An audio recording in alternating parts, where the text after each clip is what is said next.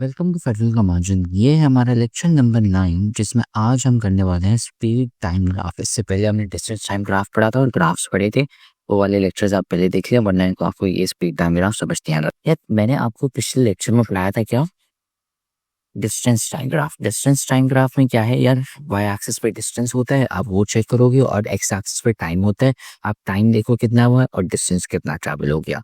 अब speed time graph में यार वही सेम चीज़ है, बस फर्क पता है क्या है, डिस्टेंस की जगह स्पीड है बस, और बाकी सब कुछ सेम है। सिर्फ दो चीज़ें और चेंज हो जाती हैं और कुछ नहीं। ठीक है, स्पीड टाइम ग्राफ की वजह से आपको क्या पता चल गया यार, कि अगर लेट्स से 3 सेकंड हो गए तो मेरी स्पीड 60 मीटर पर सेकंड हो गई।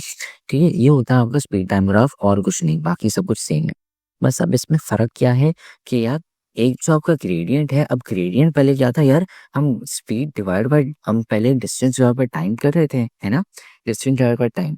ठीक है, अब हम कर रहे हैं स्पीड डिवाइड बाय टाइम, और स्पीड डिवाइड बाय टाइम आपने सुना होगा यार, स्पीड डिवाइड बाय टाइम का ये फॉर्मूला किसका था, ये एक्सेलरेशन का था। स्पीड डिवाइड बाय टाइम या वेलोसिटी डिवाइड बाय टाइम, ये एक्सेलरेशन का फॉर्मूला है। तो इसमें जो ग्रेडियंट है ना, ये जो यहाँ पे ग्रेडियंट इक्वल टू 20 लिखा हुआ है, ये है ना अब एक्सेलरेशन बता रहा है। पहले डिस्टेंस टाइम ग्राफ में स्पीड बता रहा था, अब इसमें स्पीड टाइम ग्राफ में एक्सेलरेशन बता रहा है। बस ये चीज़ है।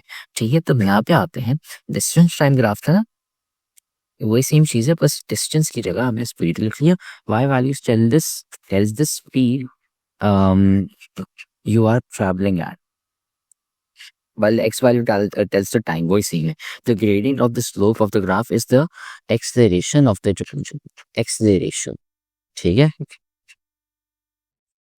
बस ये है। ठीक है, ये हो गया आपका distance time graph and speed time graph. ठीक है, और सबसे इम्पोर्टेंट बात, हमने इस चैप्टर की ग्रेन टेस्ट का जो प्रैक्टिस टेस्ट है उसका लिंक हमने डिस्क्रिप्शन में डाल दिया है।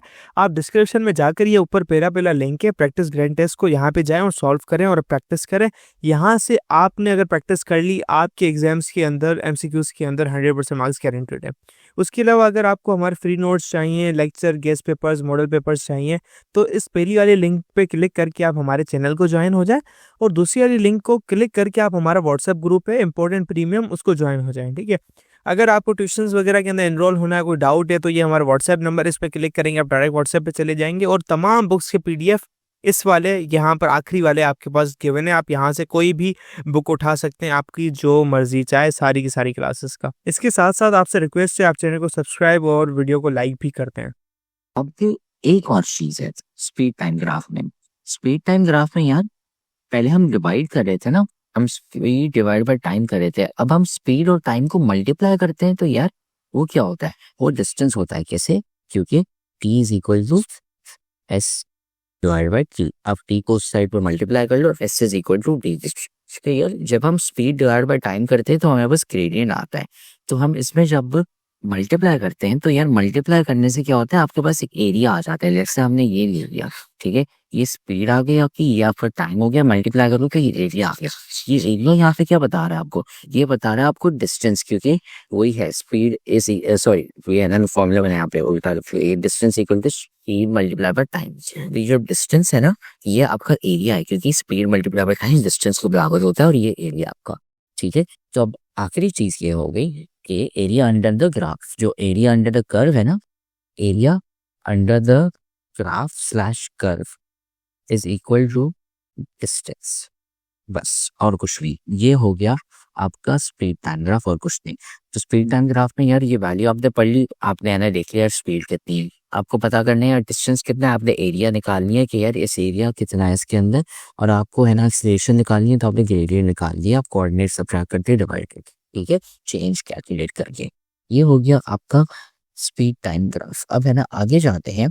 ठीक है, यहाँ पे यार कोई चीज़ लिखी हुई है स्लोप ऑफ द ग्राफ, वो आपको मैग्नीट्यूड बता रही है, एरिया आ गया, ठीक है, ग्रेडियंट हो गया और एरिया हो गया। ठीक है, और ये है ना वही स्टेप्स बताए हुए जो मैं अभी आपको करके बताए थे। ठीक है, और फिर अब हम नीचे जाते हैं, डिस्टेंस ट्रैवल, ये वही सेम चीज़ बता रही है, लेकिन यहाँ पे है ना ग्रेडियंट है, उसकी वजह से आपके पास एक्सेलरेशन आ गया, क्योंकि यार ये चेंज इन वेलोसिटी आप चेंज कर रहे हो, यहाँ पे चेंज कितना वाई हुआ है, और ये आपका चेंज इन एक्स एक टाइम हो गया, बस। ठीक है, फिर एरिया अंडर द कर्व बता रही है, देखें एरिया आपका बॉक्स बन रहा है, आप करोगे v टाइम्स टी, तो ये है ना स्पीड, ये डिस्टेंस पूरा जाता है, ये पूरा अब एरिया। ठीक है, ये वही सेम चीज़ है और कुछ नहीं, ठीक है।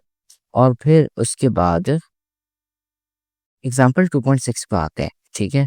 A car increases its speed from 0 to 30 meter per second in 20 seconds, then it moves at uniform speed for the next 30 seconds, and then the driver applies brakes, and the speed of the car decreases uniformly to 0 in 10 seconds. The graph is plotted. ये आपका graph बन गया, यहाँ पे सामने पड़ा हुआ है, ठीक है।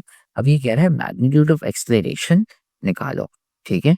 एक्सलेरेशन निकालना है यार, बहुत आसान है, ठीक है। तो एक्सलेरेशन निकालना है सबसे पहले। यार एक्सेलरेशन कैसे निकालते हैं, इसका हमने है ना ग्रेडियंट लेना है, ठीक है। Acceleration is equal to delta V divide by delta T, ठीक है। अब एक्सेलरेशन जो है आपका वो किसके बराबर होगा, एक्सेलरेशन आपका है ग्रेडियंट के बराबर। क्यों, क्योंकि आप चेंज इन वेलोसिटी, यहाँ से आपका निकलेगा डेल्टा वी और यहाँ से आपका निकलेगा डेल्टा टी। तो फर्स्ट 20 सेकंड मतलब यहाँ से लेके यहाँ तक, ठीक है। अब टाइम तो उन्होंने बता दिया यार, पहले 20 सेकंड, ठीक है। ये हमारा टाइम हो गया। अब वेलोसिटी कितनी है यार, यहाँ पे 30 थी और यहाँ पे 0 थी, तो 30 माइनस 0 ऑन करेंगे, 30 माइनस 0 30 होता है। इसको सॉल्व करोगे तो यार आपकी एक्सेलरेशन है 1.5 मीटर पर सेकेंड स्क्वायर, ठीक है। और ये हमने यहाँ पे है ना लिखी है, यहाँ पे पहले पार्ट का आंसर 1.5, ठीक है। फेडरल बोर्ड के एनुअल एग्जाम्स का डर है, लेकिन ये नहीं पता कि तैयारी कहाँ से करनी है। दूसरी बात ये नहीं पता कि एग्जाम के अंदर सवाल का जवाब लिखना कैसे है, कैसे सेंटेंसेस को फॉर्म करना है, कैसे हमें फुल के फुल मार्क्स मिले। तो भाई घबराना किस बात से, हमारी बैच इसी प्रॉब्लम को तो सॉल्व करने आई है। तो आप भी हमारे बच्चों की तरह 97.8 परसेंटेज ला सकते हो, 98.27 परसेंटेज ला सकते हो, फातिमा की तरह, अगली फातिमा आप बन सकते हो। आप 505 मार्क्स ले सकते हो आउट ऑफ 520। अच्छा जी, कैसे? हम आपको सिखाते हैं कि एग्जाम के अंदर लिखना कैसे होता है, ग्रेड टेस्ट प्रोवाइड करते हैं। देखिए जी, हमारे पास है पाकिस्तान की one of the best faculty. आप कोई भी सब्जेक्ट लेना चाहें, आपका जो दिल करे, आप सारे सब्जेक्ट्स लें, सिर्फ और सिर्फ 3000 रुपये में पूरे साल में। आपको एग्जाम राइटिंग मेथड सेशन दिए जाते हैं कि सवाल का जवाब लिखना कैसे, डिफरेंस वाला अलग क्वेश्चन, डेफिनेशन अलग, एग्जाम्पल वाला अलग, मैथ के सवालों का जवाब अलग होता है। आपको टॉपर बच्चों के नोट्स दिए जाते हैं, आपको फुल बुक के notes, question answers, live classes के अंदर कॉन्सेप्ट पढ़ाया जाता है आपको, और उनकी रिकॉर्डिंग्स भी दी जाती हैं। भैया और क्या चाहिए? अच्छा, और मजे की बात, ग्रैंड टेस्ट से हमारा समझो पेपर लगता है। ये हमारा है केमिस्ट्री का ग्रैंड टेस्ट, इसका सवाल नंबर तुम नोट करो ये। तो भैया इस ग्रैंड टेस्ट में से आपके 3 सवाल लगे हैं क्लास 9 के केमिस्ट्री के पेपर में, इस साल जो नए सिलेबस से हुआ था 2025 के अंदर ग्रेड 9 का। तो इतने इंपॉर्टेंट हमारे ग्रैंड टेस्ट होते हैं, सारे आपको दिए जाते हैं। तो भैया देर किस बात की, इस नंबर पे कांटेक्ट करें और अभी रजिस्टर करवाएं। फिर उसके बाद second part from 20 second to 50 second, मतलब अब हम देखने वाले यहाँ से लेके यहाँ तक, ठीक है। अब इसका हमें निकालना है। तो यार ये देखो, यहाँ पे आपका क्या था, यहाँ पे आपकी इस पॉइंट पे स्पीड थी, वेलोसिटी थी 30 और के पे भी 30 थी। तो यार आपकी स्पीड तो सेम रही है। अगर आपकी स्पीड सेम हुई है, स्पीड बढ़ी नहीं है, तो इसको मतलब एक्सेलरेशन भी नहीं हुई, तो आंसर डायरेक्टली 0 हो गया, क्योंकि यहाँ पे आपके पास 0 आ जाएगा। फिर नीचे यहाँ पे है ना कुछ भी आ जाए, लेकिन है 30, ठीक है। 50 माइनस 20 करोगे, लेकिन यहाँ क्योंकि 0 डिवाइड बाय एनीथिंग इज 0, तो आंसर हमारा फिर 0 ही हो जाएगा, ठीक है। ये फिर यहाँ पे आपका आंसर आ गया 0 उसका। फिर आखिरी 10 सेकंड, अब 10 सेकंड में क्या हुआ है, आखिरी 10 सेकंड में ये 50 से लेके 60 वाला ये जो पार्ट है ना, अब उस वक्त शुरू में हमारे पास 30 थी, ठीक है, 30 थी और आखिर में 0 हो गई, ठीक है। तो हम 0 माइनस 30 करेंगे कि 4 माइनस आफ्टर, ठीक है, और डिवाइड बाय हम क्या करेंगे 10, ठीक है। तो ये -30 डिवाइड बाय 10 मतलब दे रहा है -3 मीटर पर सेकेंड। ये नेगेटिव एक्सेलरेशन आपको याद होगी, ये है क्या आपकी नेगेटिव एक्सेलरेशन आपकी है डिसेलरेशन, ठीक है। तो ये हो गया हमारा इसका आंसर -3, ठीक है। ये उस वाले का -3 हो गया। फिर कह रहा है यार टोटल डिस्टेंस कवर्ड कितना है। डिस्टेंस का मैंने आपको फॉर्मूला अभी बताया था, ये ग्राफ दिया हुआ है, बस एरिया अंडर द कर्व निकालो बस, ठीक है। एरिया अंडर द कर्व निकालोगे आप कैसे करके, यार ये देखो, ये शेप क्या है, ये शेप है आपका ट्रेपीजियम का फॉर्मूला क्या पड़ा हुआ है आपने, एरिया का हाफ टाइम्स हाइट मतलब ये चीज, ठीक है। और फिर multiply by sum of parallel side, एक आपका ये हो गया, एक आपका ये हो गया, ये दोनों का सम करके अब हम सम करते हैं इनका। तो ए से बी देखें, ये यहाँ से 20 है और ये यहाँ से 50 है, तो इसकी लेंथ होगी 30, ठीक है। और उसके बाद अच्छा सम ऑफ पैरेलल साइड, ठीक है। तो हाफ मल्टीप्लाई का हाइट हाइट कितनी है, अब ये वही वहाँ से 30 हो गई, क्योंकि यहाँ से ये चेंज मुझे पता चल गया 30 मल्टीप्लाई बाय अब सम ऑफ पैरेलल साइड, एक आपका 30 हो गया। अब ये वाला 0 पे शुरू होता है और फिर 60 पे फंस जाता है यहाँ से, ठीक है। तो ये 30 + 60 90 हो गया, और इसको जब हम सॉल्व करेंगे तो आंसर आएगा 90 मल्टीप्लाई बाय 30 डिवाइड बाय 2, ये है 1350 मीटर। मतलब यार ये जो आपकी गाड़ी है ना, इसने 1350 मीटर ट्रैवल कर लिया, ठीक है। तो इसका आंसर 1350 मीटर कर गया। फिर अब हम जाते हैं आखिरी वाले पे, एवरेज स्पीड। एवरेज स्पीड यार क्या है, एवरेज स्पीड का फॉर्मूला यार टोटल डिस्टेंस है, ठीक है। S = टोटल डिस्टेंस, ठीक है, divide by total time. Total distance यार अभी हमने निकाला 1350 डिवाइड बाय टाइम, टाइम कितना लगा है हमें 60 सेकेंड लगे, ठीक है। इसको जब हम सॉल्व करेंगे तो हमारे पास आंसर आएगा लगभग, इसका सॉल्व करके हमारा आंसर आया 22.5 मीटर पर सेकेंड स्क्वायर। तो हमारी जो एक्सेलरेशन एवरेज स्पीड है ना, एवरेज स्पीड ये स्पीड है तो स्क्वायर हट जाएगा, ये एवरेज स्पीड हमारी हुई 25.5 मीटर्स पर सेकेंड।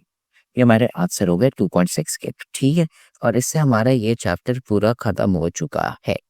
अगले लेक्चर में हम पढ़ेंगे कि ये हम MCQ सॉल्व करने वाले हैं। तो अगर आपको समझ नहीं आया तो ये लेक्चर वापसी देख लें, वरना नहीं तो आप हमें मैसेज कर लें व्हाट्सएप पे, यूट्यूब पे हम आपको है ना कमेंट कर लें यूट्यूब पे, हम आपको है ना समझा देंगे।